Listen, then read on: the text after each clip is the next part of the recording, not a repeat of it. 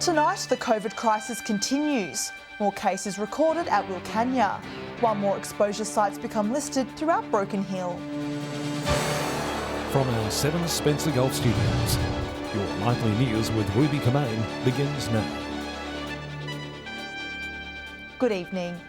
Lockdown extended, new exposure sites, more infections in Wilcannia and a record case numbers for New South Wales. The Far West remains an area of serious concern, but there are promising signs with Broken Hill locals rushing to get tested.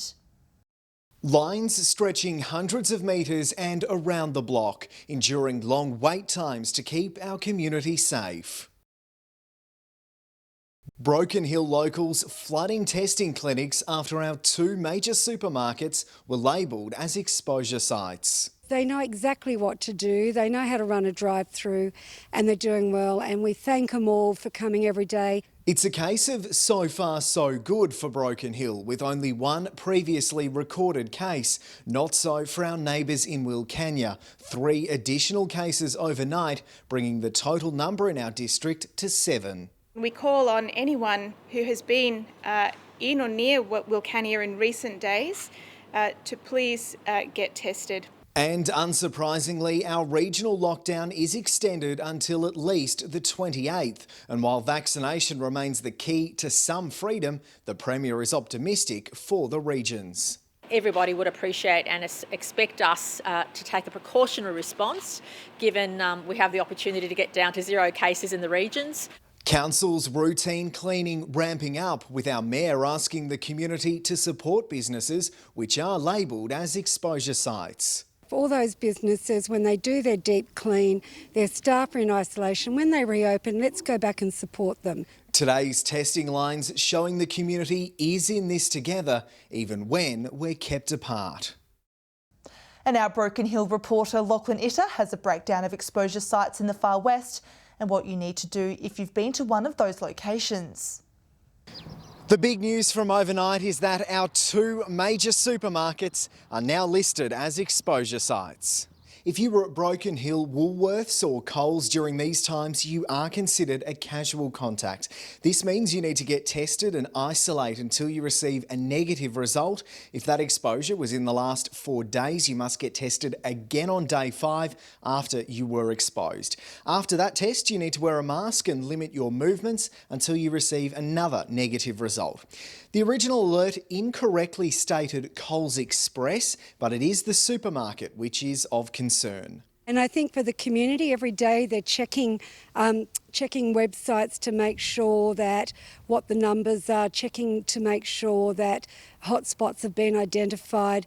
The exposure time for Cafe Al Fresco has changed. If you were there during this time, you must get tested and isolate for 14 days. The details we've just given you are complete and accurate as of 4 p.m. this afternoon. Be sure to keep an eye on the case locations page on the New South Wales Government website for any further venues and changes. A $600 million expansion to the prominent Hill Copper and Gold Mine is aiming to drive South Australia's COVID recovery. The Minister for Energy and Mining welcoming Oz Minerals' commitment to the region, with the expansion extending the mine's life from 2032 to 2036. Is absolutely outstanding, and as well as performance of the company, which contributes to our economy, the most important thing from my perspective is all of the local jobs in the north of South Australia. Also providing longevity for the 1,200 workers at the mine, including plenty of staff from the Spencer Gulf. The state government is aiming to boost copper production to 1 million tonnes over the next 2 decades. South Australia's Premier visited Port Augusta today to view construction on the Joy-Ballou Bridge duplication. Stephen Marshall saying the project has passed a major milestone, with the first bridge beams now installed. Rising up and out of the water, a spectacular sight to see. Premier Stephen Marshall impressed by the speed of the duplication process, visiting the Joy-Ballou Bridge site today. This is a major piece of national infrastructure. It's an important project that's been on the cards for a long period of time, and it's now being delivered. The first bridge beams have been installed, marking a major milestone for the $200 million project, bringing the project one step closer to improving road efficiency and safety for the region. And of course we look forward to this new part of the bridge being delivered for April next year. Now, of course, then the crew switches over to the older bridge. They'll be doing a major upgrade there. The Infrastructure and Transport Minister says the project is supporting 114 jobs per year during construction periods. We know right across the state, the country and the world, it's tough times, but here in South Australia, you can see we are leading the way. Saying, with the bridge being such a critical road link, it is imperative to improve its safety, freight connectivity and resilience. I know the local people too are ecstatic, seeing of course the headlands coming on as well, and this project is right on track. Edward McCarroll, 7 Spencer Gulf News.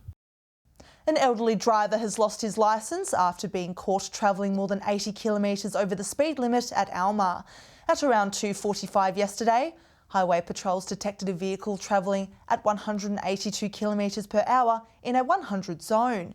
The 80-year-old Adelaide Plains man was slapped with an $1,800 fine and an instant 6-month loss of licence. Police now reminding drivers to obey speed limits for the safety of all road users. Still to come tonight, Flinders University students create a special video with the Whyalla Men's Shed, and bright installations light up the streets of Tumby Bay.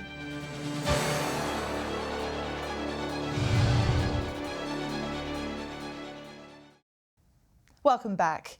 A team of Flinders University students has partnered with a local Whyalla community group to showcase what they provide to residents. The Whyalla Men's Shed, hoping the new video campaign will boost the profile of the mental health organisation. A partnership to showcase what the Whyalla Men's Shed has to offer. Flinders University students travelling to the Spencer Gulf to film the group in action. It's wonderful because it gives them an opportunity to learn, and it gives us an opportunity, free of charge of course, to get the word out there about what we do. The Men's Shed featuring in a documentary as part of the students' creative media studies. For the group's president, it's an opportunity to show residents how they can help the lives of men in the Steel City. As far as men's mental health goes, it gives them, as I say, that opportunity to sit down, have a coffee with like-minded people, talk about their problems. They contacted Flinders University and that was passed on to a lecturer, and he sort of passed it on to me, and I've got my little team with me today, so yeah, it's just all through uni. The trio of students enjoying country hospitality with the Men's Shed members organising a barbecue lunch. Also gaining valuable experience in filmmaking and producing documentaries. We're just really happy to be here, happy to be a part of this great organisation, and yeah, spreading awareness about something everyone's like really passionate about. Mark Zeta, 7 Spencer Gulf News. A Port Pirie couple has been recognised for their outstanding contribution and dedication to the business community over the past 4 decades. Business Port Pirie presenting an award, hoping to recognise others in the future. 45 years on and still going strong. Phil and Judy LaForgia, proud owners of Smith's Better Home Living, the longest running electrical store in Port Pirie. But I enjoyed doing what we were doing and we just kept going. No, it's been a wonderful period of our life. The LaForges have spent more than 50 years doing business in the city, first at Orange Grove for 10 years, then taking over Smith's Electrical. Business Port Pirie recognising their dedication, presenting them with the first award of its kind. I don't think there's any good or bad time for this. I think that's a thing that we should do and we haven't done, is to award those that contribute enormously to our community and do for a long time. I thought it was very unexpected and I didn't expect anything like that, but yeah, it was. We felt really touched. They say it's the community who have kept them around for so long. The people who live here are wonderful and they've really contributed to our life. So without them we couldn't keep going anyway, I suppose. And when asked if they are going to continue on. Ask Phil that.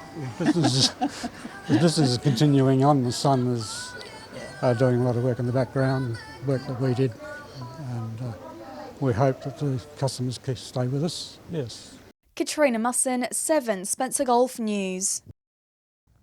Lighting up the coastal town of Tumby Bay on the Eyre Peninsula has proved a hit with the locals. Illuminate Adelaide's latest event, bringing the light and immersive spectacular to the region, boosting visitor numbers. A brightened up Tumby Bay, with Illuminate Adelaide's regional installation in full swing. We are so excited about having Illuminate here, and I think it's a real testament to the Tumby Bay district, but the township and the community here. The 8-night event attracting plenty of visitors from around the region and state. Such a treat. Tumby Bay is such a beautiful town to start with, and it's such a treat coming down here to visit, and then this is on. I think we've hit the jackpot.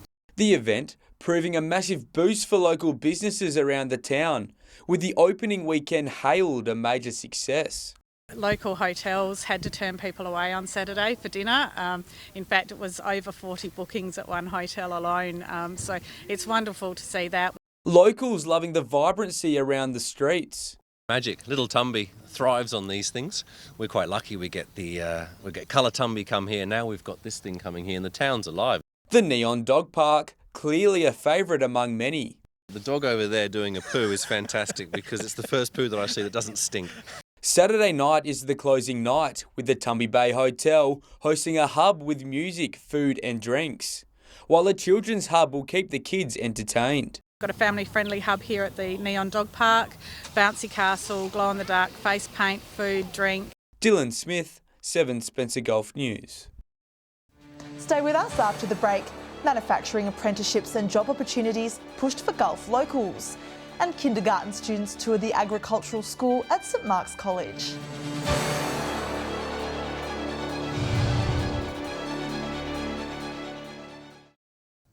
Hello again. Key stakeholders in manufacturing are encouraging Spencer Gulf residents to take up a job or apprenticeship in the industry. It's part of a wider push for National Skills Week next week, aiming to harness a new normal during the COVID-19 pandemic. Ensuring Australian manufacturing has what it needs. With the COVID-19 pandemic throwing overseas-based supply chains in chaos, the industry is now looking inward for production. For many, it's proved the opportunity to address new opportunities such as supply chains being broken, critical components or finished goods have been difficult to source. The Spencer Gulf's natural resources key to ensuring sovereign capability in manufacturing and supply. Steel from Whyalla, an example used by IBSA Group's CEO on how local supply chains can help boost confidence in the sector. And if we're going to ensure that we've got, that sovereign capability, being able to source high quality materials will certainly be critical in doing this. The move, part of National Skills Week, aimed at encouraging more people in the Spencer Gulf to take up a career in manufacturing. Digital capabilities and trade apprenticeships are focused this year. Certainly the growing demand will be around digital skills required to complement trades and operators' skills to ensure that we've got the right technology essential to efficient and competitive production within manufacturing. National Skills Week will be launched next Tuesday in Canberra. Mark Zita, 7 Spencer Gulf News. Students at St Mark's College took the ropes today, giving eager kindergarten children a look at life on McNally Farm. It's part of the agricultural school's open day, inviting the kids to see how the students work with animals. Barely containing their excitement. An open day having all the kindy kids flocking to the farm animals. So we've got our open days, which we've been running for a bit over 10 years. It was a moving experience for these St Mark's College students, showing the Pirie community kindy kids what life is like at McNally Farm. It's been good. It's really enjoyable to show them all around and see them all happy and having fun, yeah. It was really good. We enjoyed it. They had a blast seeing all the different animals and seeing how we run the place.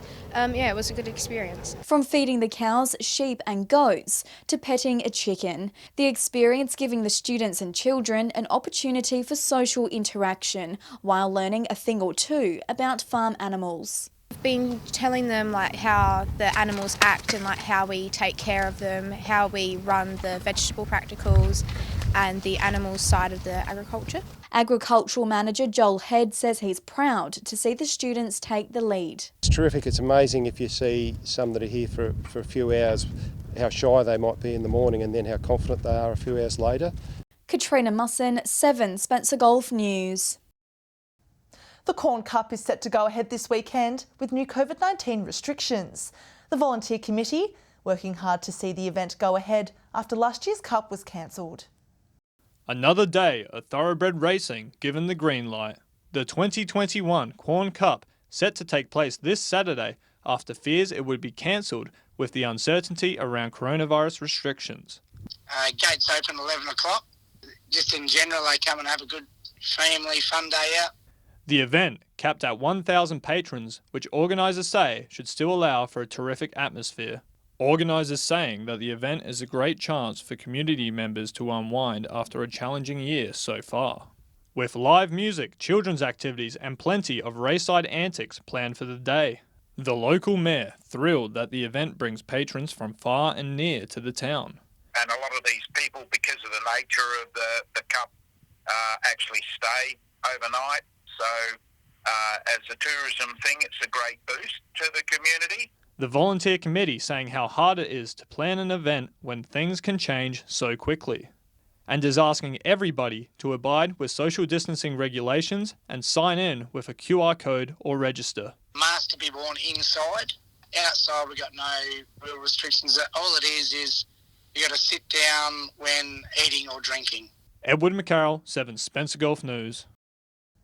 Stay with us after the break. Our fishing experts will join us with their tips for the weekend.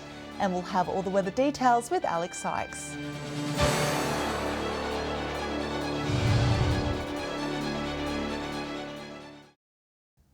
Welcome back. Let's see what will be biting out in the Gulf waters this weekend. Here are all our experts with their tips. Welcome another week around the Gulf Fishing Tips. You're not going to believe this, but there's some blue swimmer crabs happening around the place. So if we look around Checkerboy area, there's some nice crabs in that gutter there. Top end of Ward Spit, there's a few as well. Most of our catches have been coming from around the Port Davis area at Woods Point with King George whiting and squid alike. But if you go further south at Port Broughton, you get some really big King George whiting. Just have a little trawl inside the creek there. You might be able to pick yourself up some salmon. There's a few of those still floating around. And we come back to Port Pirie. The squid are still around the cross stick area. That's all we've got. We'll see you next week. G'day and welcome to this week's Fishing Tips from Port Augusta, Jaw of the North. Well, the season's starting to change at the moment, a little bit of weather change, so make the most of the winter species. Squid are still widely found all over the area at the moment. Best tip for them, as always, last 30 minutes before last light, just drifting on the front of the shacks will be your best results. King George whiting have moved a little bit further north at the moment, up around Port Patterson and Martridge's Bank, so there's still good catches of those around. There's been no reports of crabs at the moment, but I'm sure if you leave the nets in there long enough, you'll get the odd one there. A couple of snook in around Letty Spit. The whale hasn't been sighted this week. The seals are still around. At the moment, if you look on the west side of the new bridge, they're just hanging around those little pontoon area down there. Hi Whalers Fishing Tips this week. Again, still some really good numbers of squid coming in from the Whyalla jetty. Also walking along the outside of the Whyalla Marina wall, there's been some nice squid getting caught along there as well. For the boat anglers, bag limits of King George whiting coming in. The southern grounds have been the best areas down towards Cowlards Landing and the Menini Beach. And if you're willing to head east over the northern and southern end of the Eastern Shoal, has been great for whiting too. G'day and welcome to Fishing Tips in Port Lincoln. Well, Port Lincoln's south coast has been fishing really well for salmon. Over the weekend there were several schools dotted from the salmon hole down to Wanna. On the whiting side, the fish have been a little bit hit and miss, but some boats have done well. There have been some fish in the proper and also some fish down at Taylor's Landing. There's also been a few whiting caught land-based in the Port Lincoln National Park. There's also been some good sized squid down the passage, along with a few snook. Out wide of Sir Isaac's at the moment, there's been some nice red snapper caught and also some really nice school sharks out that way. Well, that's all for this week. We'll see you again with more tips next week. Time now to take a look at what's happening in the weather. With the weekend just around the corner, here's Alex Sykes.